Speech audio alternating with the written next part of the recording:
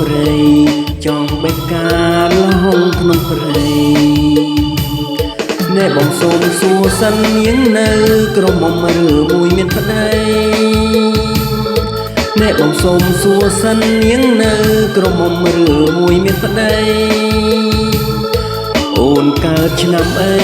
បានជាថ្លៃល្អដាច់គេបានជាថ្លៃល្អដាច់គេ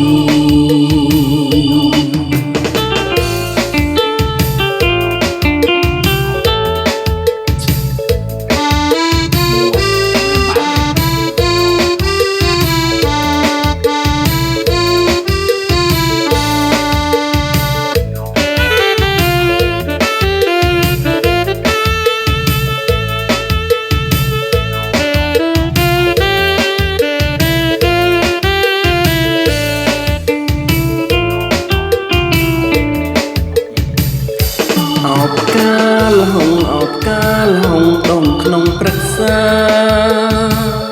កើតជាតិណាចង់បេះផ្កាលហុងក្នុងព្រៃចង់បេះផ្កាលហុងក្នុងព្រៃអ្នកបងសូមសួរសិននាងនៅក្រមុំឬមួយមានប្តីអ្នកបងសូមសួរសិននាងនៅក្រមុំឬមួយមានប្តីអូនកើតឆ្នាំអីបានជាថ្លៃល្អដាច់គេបានជាថ្លៃល្អដាច់គេ